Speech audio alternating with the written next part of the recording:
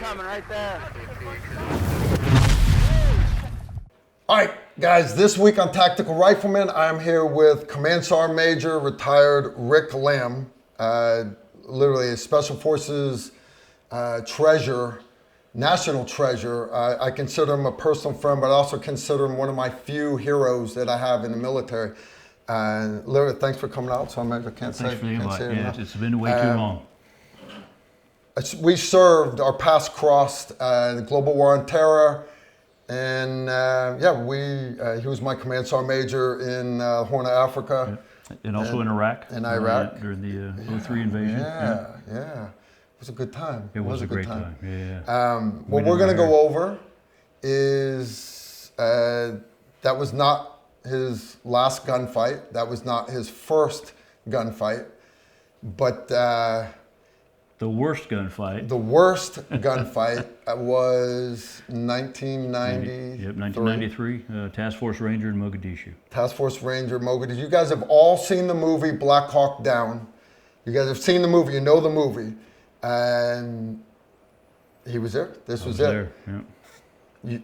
You've got all of your equipment right here. This is what you ran. Exactly. Yep. This is the uniform. It's that hodgepodge kind of in between conflicts.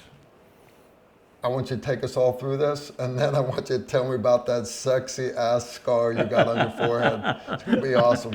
Take us through it, Sergeant Major. And I had, grew up in 1st Ranger Battalion, went to 7th Special Forces Group.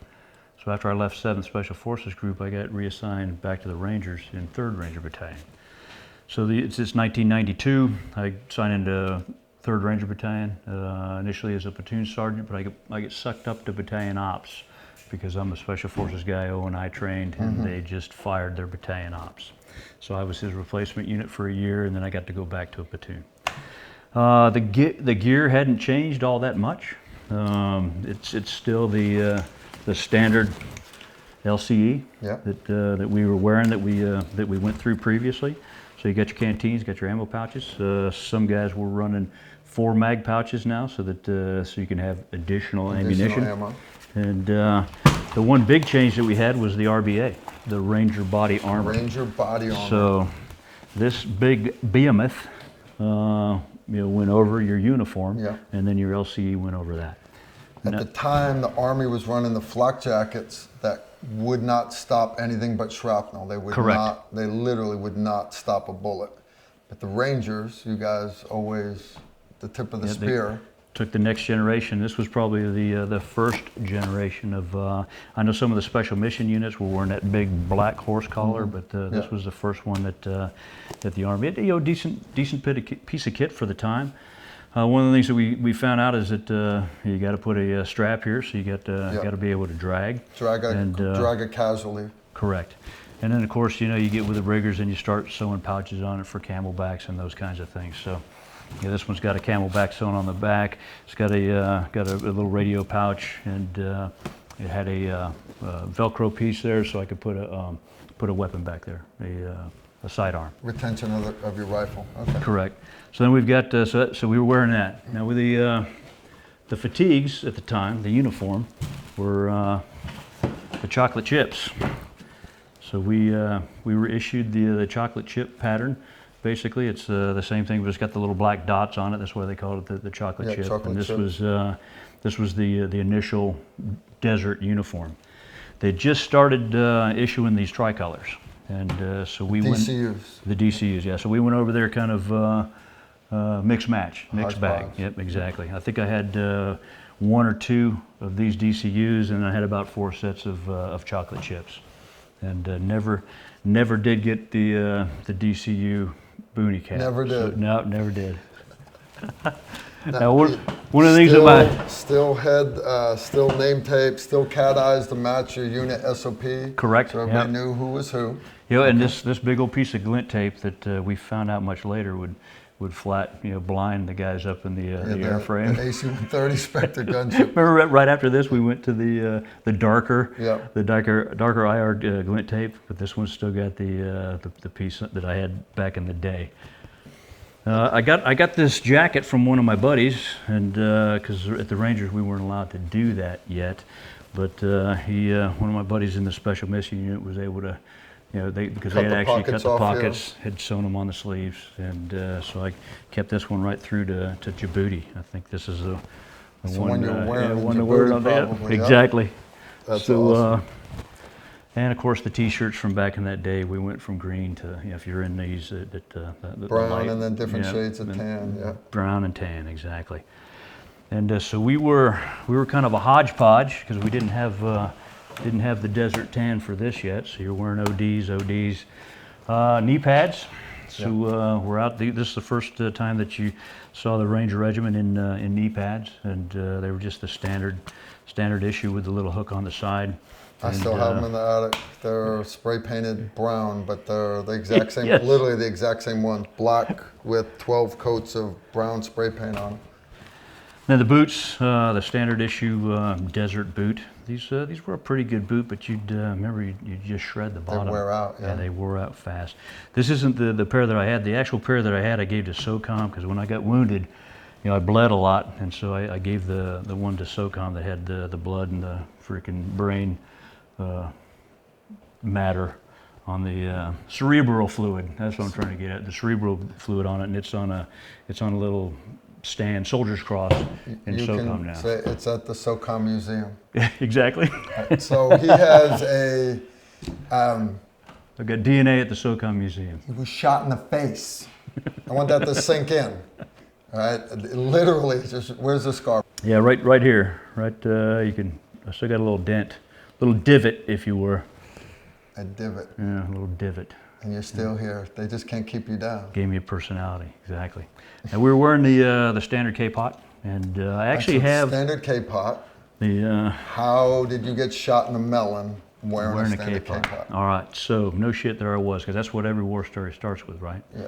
So we're driving down the road, my driver gets hit, and so Ranger. You guys are seeing this in the movie, all right? He's literally seeing it from inside the vehicle right now. So Ranger Easterbrook's shot in the hand, so he can't drive. So we grab him, throw him up on the, across the transmission hump. We do the dead driver drill. I get over, and now I'm driving, working the throttle, and I had my helmet on, and so I just.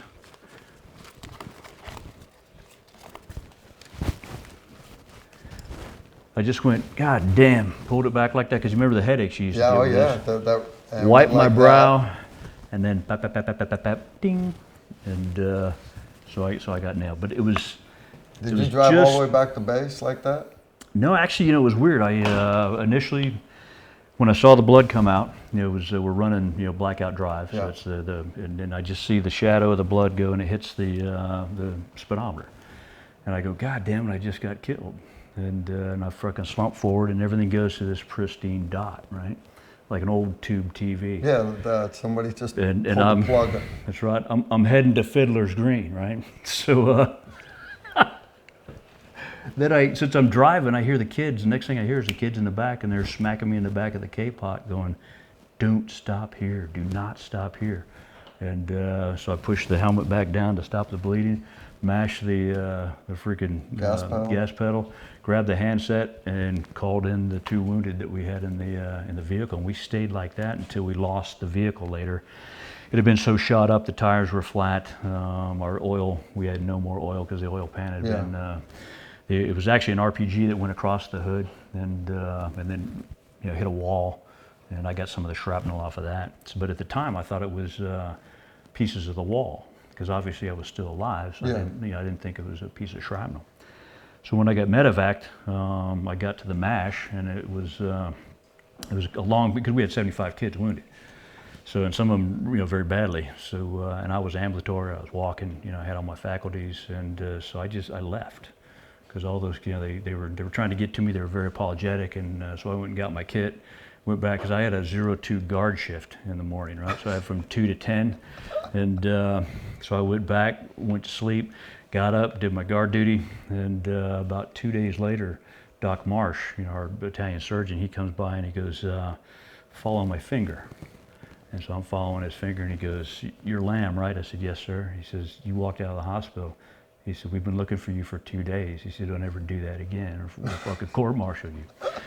So they send me back to the hospital, and then I get the CAT scan, and they find out that there's a little nugget in there. It had clipped the left front lobe, and then it stopped between the left and right front lobes. And so when I got medevaced, they did the surgery. They cut me from here up, peeled the face down, cut about a battalion-sized coin out of the melon. Nice. And then he went so in. you always have your coin with you now. Always.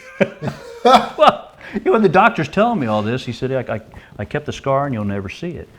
And I said, Doc, I'm a ranger, I'm an infantryman. I said, you should have gave me a barn scar. You should have like opened it up from here. That way I look cool. And, yeah, I lost all bragging rights. He ripped you off And, so bad. But as it turned out, he wasn't able to get the shrapnel out because it was too deep. So he just cleaned it up, sewed it back up. I think I spent about 3 months in the hospital because it was infected. And so they were just nuking me with all this meds. My skin cleared up. I mean, my pee was lime green. You know, my poop was lime green. It was freaking awesome. But that was it. And so that helmet I've got hanging on the wall. This is you know, a helmet from another display, but it's actually got the cover still on it. With all the biohazard. Because it just clipped that's what slowed it down. It just clipped the edge of it. So it's still got a small hole here and then a bunch of blood stain there, but I don't travel with that. So, but we were wearing this helmet again, but it had a desert cover on it. But that's my story. I'm sticking to it. Rick really is a national treasure, and I'm sincere when I say that. So you're going to see more of Command Sergeant Major Rick Lamb, yes, retired. In the future, we're going to do more Tactical Rifleman videos with this fine gentleman right here. I'm saying we kit up and we go old school. We run at a Thompson. You were fond of that big ass rifle, the M1. Oh yeah. So maybe me on the Thompson, you on the M1, and we'll just get after it. Some, and we're jumping drills. Normandy. Let's jump into Normandy. All right, let's do it. All right. Y'all, it's been a pleasure. I can't say enough, so it has been a pleasure, guys. I am happy that our paths have crossed again. Without a doubt. You were the best damn soldiers that I ever had. Yeah, guys like you got me promoted.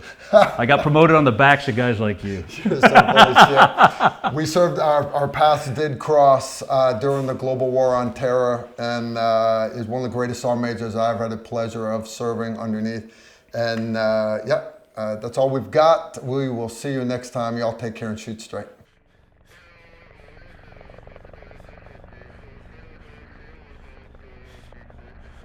If you like this video, make sure to like, comment, and subscribe. Also, make sure you follow us on Facebook, Instagram, and Twitter so you don't miss out on anything.